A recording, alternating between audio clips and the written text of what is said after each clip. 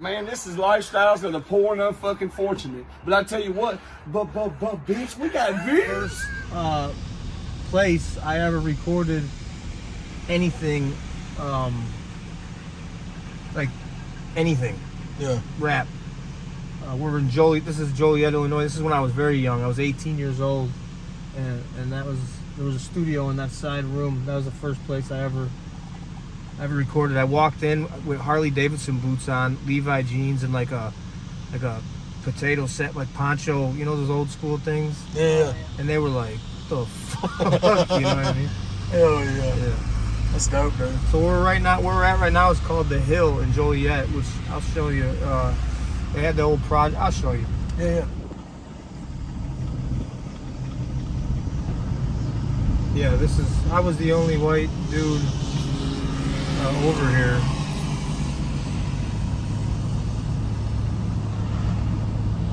But it was weird because it was completely natural to me. I mean, I grew up, all the dudes I idolized, you know, like Mike Tyson, Bo Jackson, all the rappers that I listened to. So it was like, okay, this is where I'm supposed to be at. This is where the shit's going down at. So yeah, it was normal to me. To, you know, everyone else, they're like, what are you doing out here? And you like, said it was super rough out this way too, right? Oh, yeah, I mean, it still is, but you know, 20 years ago, these dudes were really going at it out here, and you know, they had the first projects and the second projects, and if you ever mentioned The Hill from around here, you knew you're in a bad location. Right. But I'll show you the second projects. I think it was that they tore down. I'll show you. We'll go by there. Wow, that's so crazy. So it's a lot different than it was when you were here, back when you remember it? Yeah. Fuck yeah. That's a park now, or that's like a walk. I don't even know what the fuck. Yeah, they took it all down. Damn. Was it dead end or some shit? Yeah, like look. That's crazy, bro. There was probably so much going on there that they were just so like, it was better to tear it down. Well, the second projects up here, there was only one way in and one way out, and it was crazy. Like even the cops and shit couldn't pull in there. They were gonna get, you know, they were shooting at. I mean, it was really crazy up there back in the day. So you got that street, which is the craziest, and then right across you had, you know, this shit was they tore it off. And like I said, there was only one way in and one way out. And then in the other one that's still standing, you have to actually have an ID to show the people to even get in there. Oh wow! Like, and if you don't, they'll arrest you. But yeah, like I said, you couldn't, being a white dude in the 90s, you know, 96, 97, 98, even in the early 2000s, you had to go where the producers were making beats and shit like that, and that wasn't in the suburbs. That was in the hood. Yeah. And this is where it started for me. It was in Joliet up on the hill, and then from here, you know, that's when Chuck, my good friend Chuck, we started going into Chicago, and we would perform at the Cotton Club and open mics and battles and stuff like that. And again, we were the only white dudes around. Right. You know what I mean? And then, you know, you're dating girls and stuff, and they're asking, "Oh, what's your boyfriend do?" He's a rapper. You know, that sounded. It was almost like demoralizing. I don't know. It felt bad. I was embarrassed to tell people I was a rapper, because I feel like back in the day you had to almost be more urban. Well, no, not almost. Back in the day when I started rapping, you had to be urban. You had to look the part. You had to be like that, and you had to get acknowledgement from the black community. Oh, that this motherfucker could rap. Yeah, for sure. Yeah, that's what you're saying. You know what I'm saying? Like, yeah. Now you got all these white boys out here that could rap and just rap about some white boy shit, and that's what I say in that song. You know what I mean? Like, yeah, it's different. It's completely different now. Now you don't even have to get. You should always pay respect and pay homage to the hip hop roots. Because if it wasn't for these black dudes like Wu-Tang and you know, Jay-Z 2001 or I mean all the you know, Mobb Deep, Goody Yeah, Mob. for sure. Yeah. I mean, Just the legends, UGK. Like UGK, Pimp C. If you don't pay homage to these dudes I grew up listening to, then that's whack. You know what I'm saying? So, Yeah. but now you don't have to. You can just rap about where you grew up, and whether you grew up in a motherfucking cornfield or if you grew up in the fucking hood, you could rap about it, and it's accepted now. You know. Yeah. But the old school rap, the East Coast rap, is what I grew up listening to, you know, and I miss that because I like rapping like that, and nobody likes when I rap with the East Coast like boom bap type style. You know what I mean? Bro, some of my favorite rappers ever. I mean, you've talked about this before. I think is Dipset. Dipset is the shit. Dipset's my favorite. They're my favorite rap. Like Cameron is my favorite. Like one of my top 5. Yeah. Like when people ask me, "Oh, what's your top 5?" I'm not giving you a top 5 of. Here's the best rapper who ever lived, Eminem. He's the best rapper because he's the best lyrical. He's the best. He's best at putting lyrics. This motherfucker's bending words and doing shit that no one can do. Right. And on top of that, he sold more than anyone else did. You know what I'm saying? But nobody drives around bumping Eminem. I mean, really, who rides around bumping Eminem? Right. I ride around bumping the most gangster ghetto ass shit I can find because it just sounds dope. I like the 808s, the drums, the way it's super dope. But no one drives around and listens to Eminem. But it's dope to listen to Eminem and be like, damn, how the fuck did he just do that? Yeah. You know what I'm saying? That's different. Yeah. He's the best lyrical rapper. But if you ask me who my top 5, my favorite rappers, Eminem's not my favorite rapper.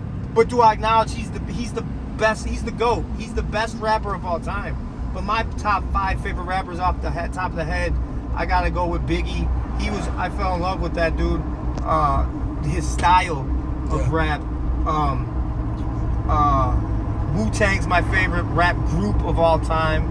And out of that group, I love ODB, Old Dirty Bastard. He was I got that CD. I was 14 years old, and I played that so much it was see-through damn near. And I can go right now. I can turn that album on, go from front to back, every ad-lib, every word, every damn accident. So you got Biggie, Wu-Tang, Cameron. I'd love to do a song with Cameron. Right now, who I play right now all the time, Benny the Butcher. He's like one of my favorite. Griselda, I love them. But who I grew up listening to, who I think are my favorite, that had the most effect on me as a rapper, would be Biggie, Wu-Tang, Jay-Z, 2001 Jay-Z, not Jay-Z now. Like Blueprint Jay-Z? Yeah, Blueprint 2 Jay-Z. Yeah, Blueprint 2, yeah. Fuck, man. Big L. Oh, yeah, Big L's a big, Big L. One of the best punchliners ever. And storytellers. Yeah, dude. Yeah. And when I say Big L, and a lot of people watching this video are like, who the fuck's Big L? Dude, I love Big L. He got murdered on his like front step when he was supposed to be Jay-Z. That's for sure, dude. That's who Big L was. That's Beavis, I Get Nothing But Head. He was the first one to ever use that punchline, and so many people used it after him. But he was doing punchlines in the early mid 90s before people were really punching like that. Yeah. I can't even name my favorite top 5. I just have guys that I remember made an influence on how I rap. And that would be the old school Jay-Z, Biggie. I fucking love Wu-Tang. No one can say anything about them. I'll spin on them. Yeah. And that's really what I was always bumping. Goody Mob. I walked in the fucking snow 10 miles to buy that album from Best Buy on a Tuesday when they dropped the albums all the time. Yeah, for sure. And I went and walked and bought that album. That album changed my life. A heap of help in the fried chicken, macaroni and cheese, and collard greens too big for my team. Like shit like that. And Outkast. Yeah. I mean, they're old. I can remember that where we just drove through. Yeah. When the day that Miss Jack, the day that song came out, I was riding right through there. And I had a Z24 black tinted window Cavalier. I thought I was so cool. Hell yeah. I'm bumped. They played that song on the radio, and they played it 3 times in a row. And I was up on the hill in Joliet, and when I heard that song, I was like, whoa. You know what I mean? Yeah. That's another thing. Black Rob. I love all that old school. Craig sure. Mack. Flavor in Your Ear. Yeah, man. Here goes the Buster. He did shit before anyone was doing. The old Buster, like fucking in the 99, 2000, like that. He was doing crazy shit that nobody was doing. I liked when Disaster Strikes busted because that was before he was all about just rapping fast. Yes. Yeah, no, he had the punchlines. He was always like, for sure. 50 Cent's Get Rich or Die Trying, that shit changed my life. But I actually like The Massacre, his second album, I thought was better than Get Rich or Die Trying. I think it was just because Get Rich or Die Trying had so much hype. How you gonna top that? Yeah. How you gonna come back? How you gonna top that? Yeah, it's with Wangston in the club and he had so many. Many Men. Yeah, Many How you gonna top Many Men? Man. He had so many. I don't know.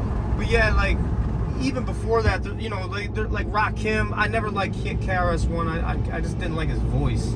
But like, oh, dude, DMX, you know what I'm saying? Like, yeah, these are people, I've actually, so, not a lot of people know this, but I was like 22-ish, me and Chuck, they were shopping us to labels back in the day, you know, this is 2002, and we actually went into Yonkers, New York, and went up into the Rough Riders studio. Oh, wow. When they had this Asian dude named Jin, who was just like this Oh, bro, I'm a battle rap fanatic, dog. And so I watched him on 106. So he was there and was like looking at us kind of like, what are these white boys doing here? You know what I'm saying? Yeah. Like, and so that was pretty interesting to see all the plaques on the wall, and Jin's there, and Wah, who owned Rough Riders. Wah, Big sure. Wah.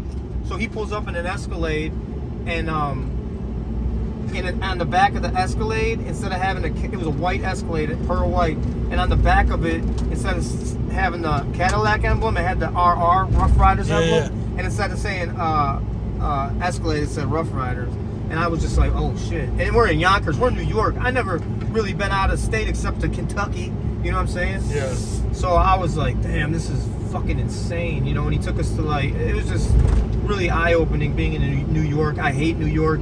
It was dead in the middle of the summer. There's no alleys, so they pile up all the garbage and it smells like fucking shit. Yeah. And I'm so glad that I was so pissed at the time because we go to these A&Rs and we'd hand them our CD.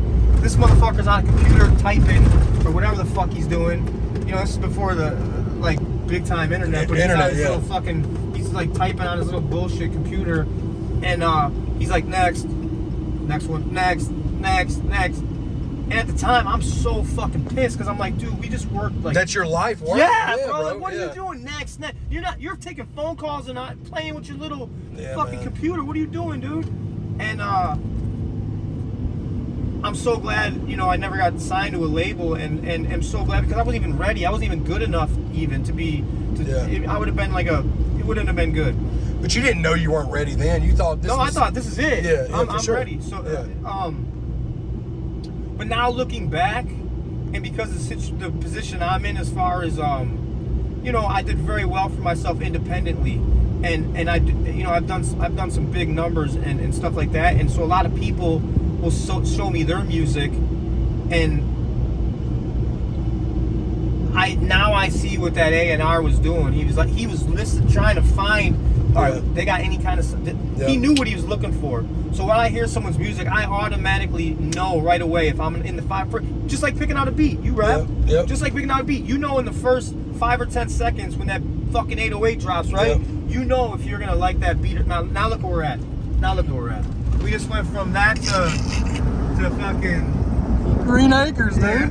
Fucking, you know what I mean? And that's, what is that, 5-minute drive? Yeah, dude. You know what I'm saying? So, that's what that A&R was looking for. It's just like us going through beats. No, next. And then you find that. And he never found it with us. And thank God, because I wouldn't be doing what I'm doing now. So it didn't happen for me till I was in my fucking, you know, late 30s or whatever. But I'm glad it happened. And I'm, you know, I loved it, music, rap, when I was a kid, when no one wanted to listen to my shit. Now I hate the shit. That's why this is my last. Oh yeah. You might as well start the interview off with this. Yeah. This is my last rap album I will ever create and put out. I will never drop another. You heard, this is the first time I've ever said this on the internet, like officially. This, and I can't say the name yet of the album, but this is my last rap album that I'll ever drop, that I will ever put out, ever.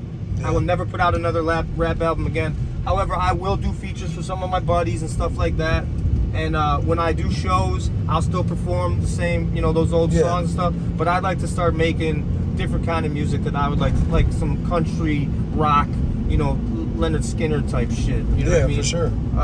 Well, you've shown that I can before. do it. Yeah, on past projects. I mean, we have Clean Money, Yeah. Crossroads, Life Goes. I mean, yeah, I've written, and I prefer to write those types of songs because this rap shit, man, it's not. It's I feel like I've done as much as I can do with it. I can't. These young guys need to step up and kill it, and I hope they do. My old ass, you know, you can have the shit. Yeah. And thank you very much for everyone who's always supported the shit that I've done with rap, you know. But it's time to move on, and that's the